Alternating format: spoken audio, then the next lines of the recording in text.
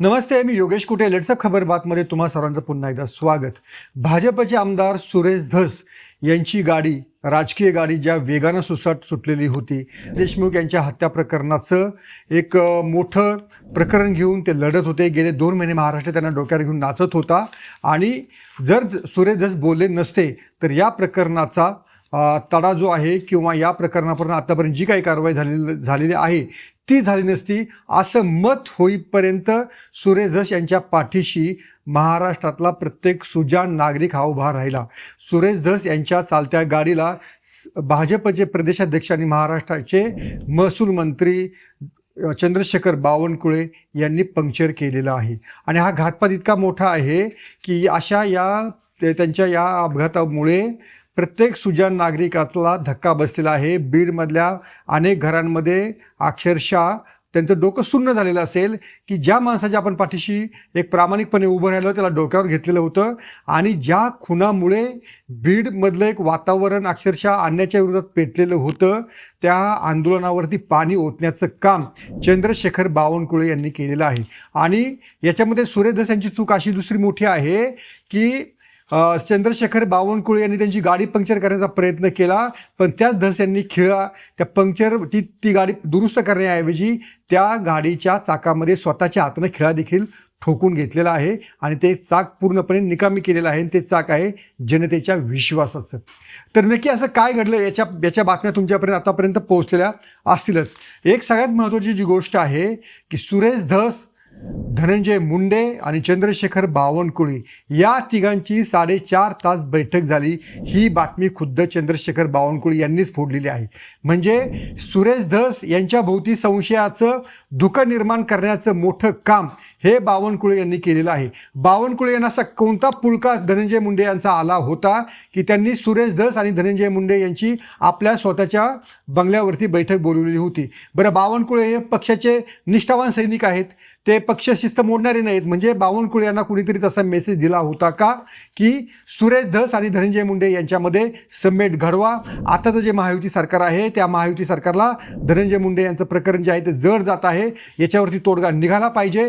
याचे आदेश चंद्रशेखर बावनकुळे यांना कोणी दिले होते का, हा सगळ्यात महत्त्वाचा प्रश्न आहे. बरं, दुसरी गोष्ट अशी आहे, जर हे तुम्हाला करायचं होतं तर मग सुरेश धस यांना आम्ही वारंवार विचारत होतो, तुम्हाला याच्या मागे कोणाची फूस आहे का, तुम्हाला हे कुणीतरी तुम्हाला उद्युक्त केलं आहे का.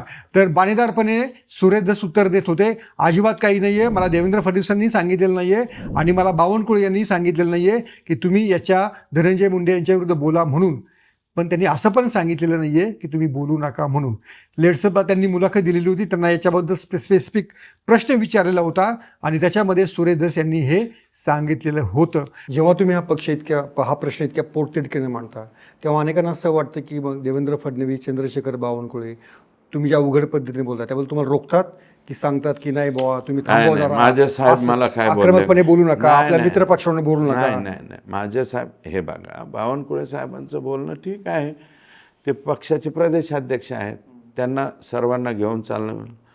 हे फक्त त्यांनी एक वेळा तिथं बोलले, जाहीरपणे तुम्ही काय बोलू नका, बोलू नका म्हणले, पण माझे साहेब मला काय म्हणलेले नाही, तुमचे बोलाय म्हणले नाही. एक मिनिट ऐका, देवेंद्रजी बोलाय म्हणले नाही आणि बोलू नकोय म्हणले नाही. मी मात्र रोज बोलतोय, कारण माझा बूथ प्रमुख हरवलेला आहे भारतीय जनता पार्टी. मग बूथ प्रमुखाची इतक्या बेकार पद्धतीने हत्या झाली, त्या बाबतीत बोलू नका म्हणल्यावर मग अर्थच उरत नाही ना. मग आता 2 महिन्यानंतर धनंजय मुंडे यांच्याबाबत नक्की काय घडलेलं आहे की चंद्रशेखर बावनकुळे आणि भाजपला त्यांच्याबद्दल एकदम ममत्व वाटू लागलेलं आहे. दुसरी गोष्ट अशी आहे, मग जरी गुपित भेट होती त्याला 10-12 दिवस झालेले आहेत. म्हणजे सुरेश धस यांना अवमानित करण्याचं किंवा त्यांची विश्वासार्हता शून्यावर आणून ठेवण्याचं काम बावनकुळे यांनी काय केलं.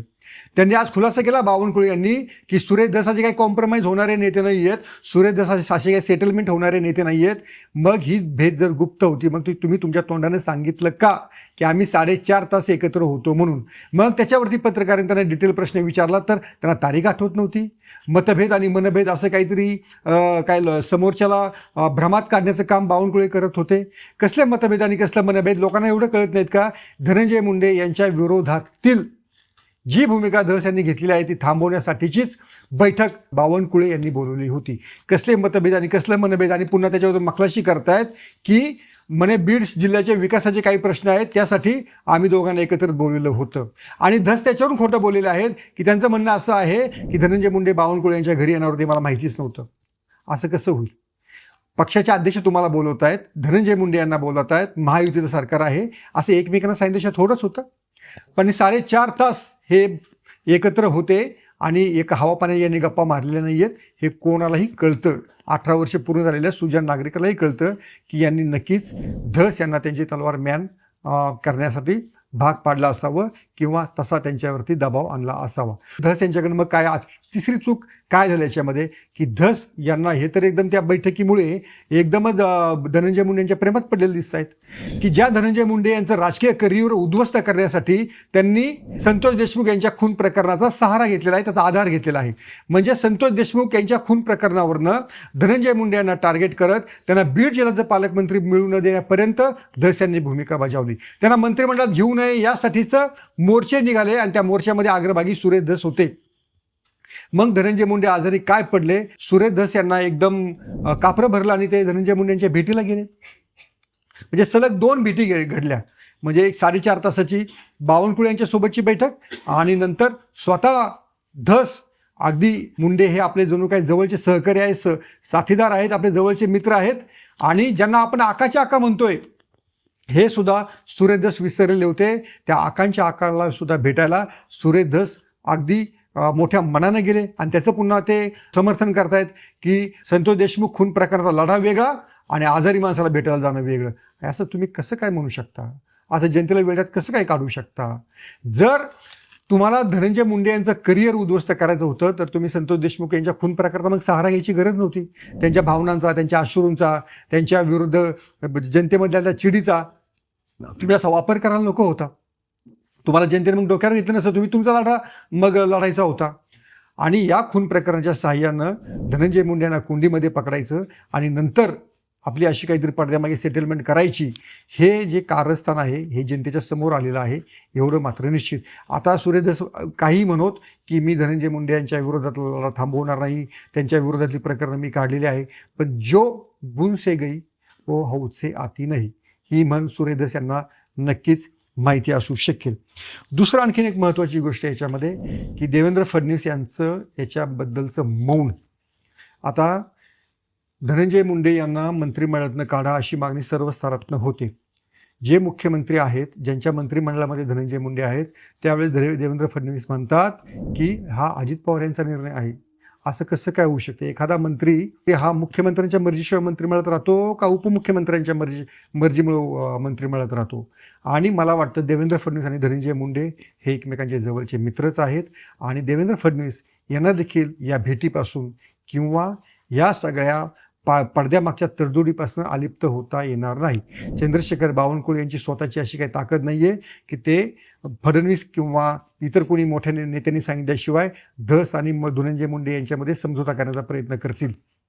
म्हणजे अजित पवार आणि देवेंद्र फडणवीस बोलले असतील, मग अजित पवारांनी मध्यस्थ म्हणून बावनकुळेंना नेमा असं सांगितलं असेल, धनंजय मुंडे मग मध्यस्थ म्हणून असलेल्या बावनकुळे यांना भेटले. धस तर काय पक्षाचा आदेश मानणारेच होते, ते बावनकुळेंच्या घरी पोहोचले आणि त्या ठिकाणी ही पडद्यामागची सगळी बैठक झालेली आहे. मला वाटतं याच्यामध्ये सुरेश धस यांची जेवढी चूक आहे तेवढीच बावनकुळे हे देखील दोषी आहेत. एवढं मात्र नक्की बावनकुळे नाही, भाजप देखील दोषी आहे. त्यामुळं संतोष देशमुख खून प्रकरणाबद्दल जे जर याचा योग्य तपास होत नाही याची जी जनतेमध्ये भावना आहे ती भावना वाढीला लागण्यामध्ये आता या पडद्यामागच्या घडामोडींचा देखील मोठा समावेश असेल की खरोखरी सरकारला दोषींना पकडायचं आहे का, खरोखरीच बीडचं वातावरण निर्भय करायचं आहे का, बीडमधले सगळे जे रॅकेट्स आहेत ते उद्ध्वस्त करायचे आहेत का, या सगळ्यांबद्दल आता शंका निर्माण होऊ लागलेली आहे. एवढं मात्र निश्चित. पण बरं झालं बावनकुळे तुम्ही बोलले की खरोखरी हे तरी लोकांना कळालं, जनतेला कळालं की आम्ही धनंजय मुंडे यांच्याशी सेटलमेंट करू इच्छित होतो, आमचा तसं प्रयत्न होता. आता सुरेश धस आता हे पुढे काय भूमिका घेतील आपल्याला कळेलच, पण याच्यामध्ये बावनकुळे यांनी मात्र मोठा ट्विस्ट या सगळ्या प्रकरणामध्ये आणलेलं आहे. त्यामुळे बावनकुळे हे तर म्हणजे तुम्हाला जॉली LLB 1 मधला प्रसंग तुम्हाला आठवत असेल की जॉली LLB मधला तो जो हा अर्शद वारसी आहे वकील, तो बोमन इराणी जो राजपाल नावाचा जो कॅरेक्टर करत आहे त्या राजपालच्या विरोधात लढत असतो आणि जो पिंटो नावाचा एक राजपाल याचा सहकारी पुढे साक्षीदार म्हणून येत असतो, पण प्रत्यक्षामध्ये तो राजपालचाच माणूस असतो आणि तोच राजपालचा माणूस अर्शद वारसीला सांगत असतो की मी माझ्याकडे भरपूर पुरावे आहेत, तो ॲक्सिडेंट कसा झालेला आहे याची सगळी मला माहिती आहे. प्रत्यक्षामध्ये राजपालनंच त्या जो पिंटोला पाठवलेलं असतं आणि त्या वकिला अर्शद वारसीला मात्र असं वाटत असतं की मी त्या राजपालला काय वाकायला लावलेला आहे, मी त्याला शरणेस भाग पाडलेला आहे. पण हा सारा खेळ त्या राजपालनंच रचलेला असतो हे नंतर तो जो पिंटो सांगतो. आणि आता हे सगळं लक्षात येत आहे की हा सगळा खेळ राजपालनं म्हणजे बावनकुळे यांनीच रचलेला होता. जो पिंटो आणि काय अर्शद वारसी हे मधले ते प्यादे होते एवढं मात्र आता नक्की झालेलं आहे.